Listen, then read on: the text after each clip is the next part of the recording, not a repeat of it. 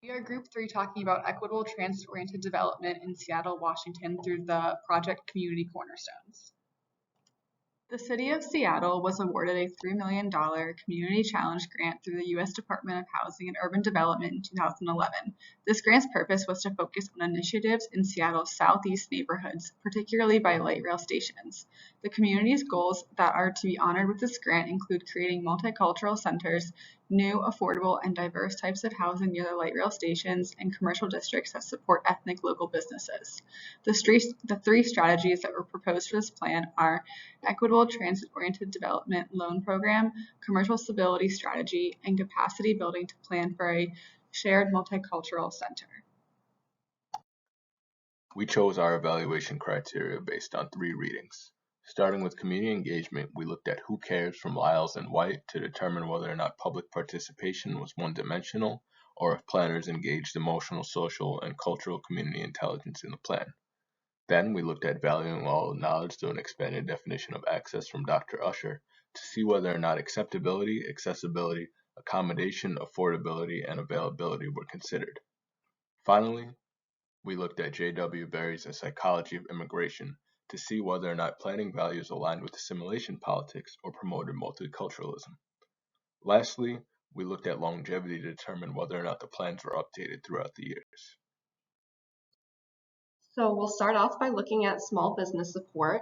The plan did engage the community by reaching out to specific stakeholders before engaging the entire community at large, looking at organizations, businesses, and property owners. However, they didn't specify the intensity of this engagement, what kind of form it was, and whether people felt included in the process.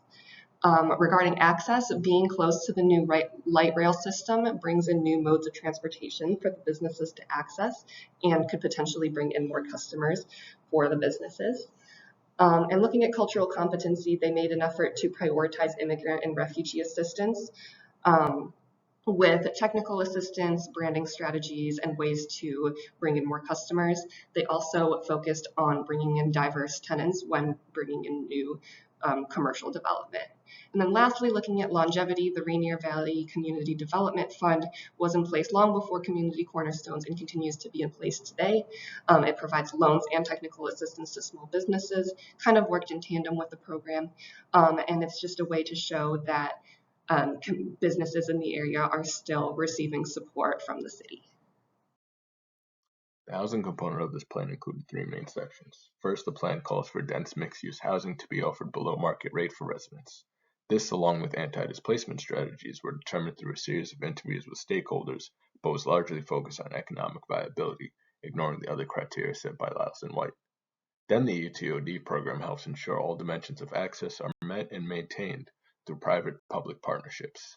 Lastly, because the plan calls for entirely rental housing, cultural competency is largely not applicable, but residents seem to appreciate the community and wish to maintain its diverse character.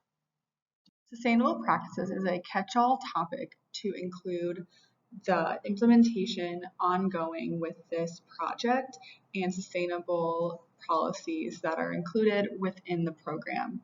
In terms of community engagement, they gave minority leaders power in the planning process to ensure lack of displacement of residents. In terms of access, transit-oriented development was created around minority populations focused in the south end of Seattle. All cultures are embraced through farmers markets and other festivals while trying to not displace residents and including their cultures in the local atmosphere.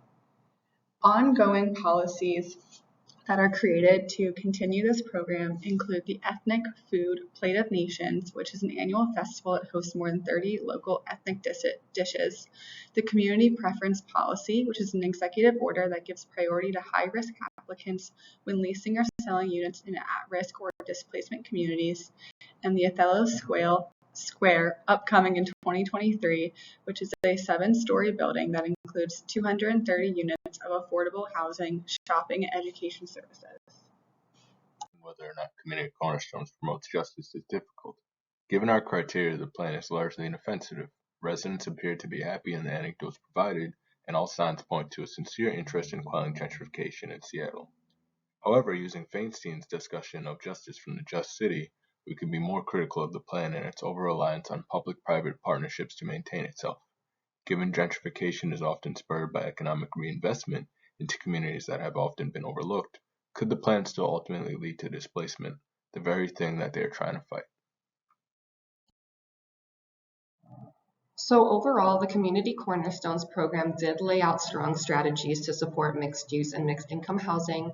It did make efforts to avoid displacement for both businesses and residents, and it did put some strategies in place to ensure long-term success. It worked in tandem with a lot of other programs and plans in the Seattle area, but more specifics on how it accomplished these goals and more information on the outcomes of the programs would be really helpful in measuring success of the program more accurately.